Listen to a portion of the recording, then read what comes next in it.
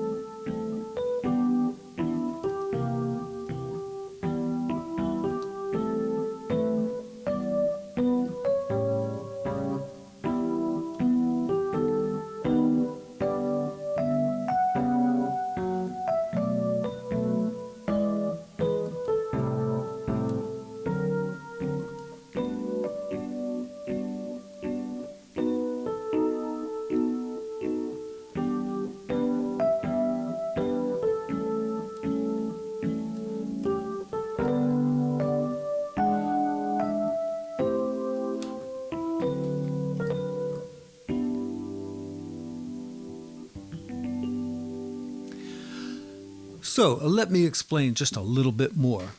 So in the very first measure, you've got 2 eighth notes, so you've got to play it this way. And then put the second chord down there where the note is tied on the second beat. So you count it 1 and 2, 1 and 2, 3, 4. Here, on the second measure, it's 1, 2, and 3, 4. But keep that pulse steady.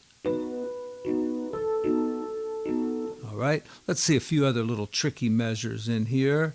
Let's go down to the bridge, and that'll be right where that double bar line is. We've got an eighth note, and then a quarter note, and then an eighth note that's tied. So if we were counting, it would be 1 and 2 and 3 and 4 and, right? 1 and 2 and 3 and 4 and. So, only 2 of the notes there are going to actually go with the chords, the first note and the last note. The other ones be in between. 1 and 2 and 3 and 4. Well, let me play the right chords. 1 and 2 and 3 and 4. Okay? 1. And if you do it up to tempo, you'll get that feeling of ba-da-ba.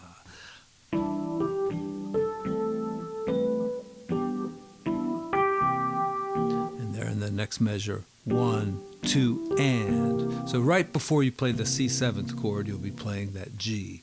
Right. And now, do you have to play every rhythm exactly as it's written? No, you don't. But if you're learning how to do this, it's a good exercise to try to play it pretty precisely.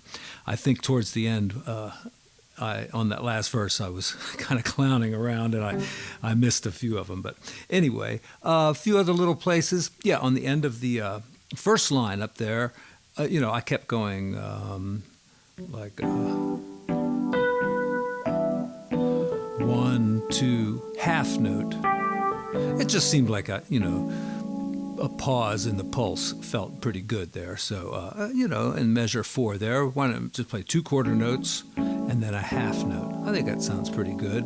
And towards the end of the song, too, I did just half notes in the left hand. 1, 2, and 3, 4. And here's an open voicing here at the end for both hands. Or you could just play a C6th, not C6th, G6th, G6th, and put the melody note there on top.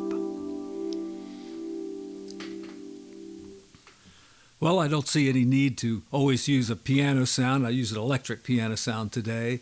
I mean, if you're using a keyboard, why not, right? Usually the piano sounds are kind of anyway. So even on a great Yamaha Modi X like this, the piano sound is eh. All right, folks, see you again real soon. Thank you.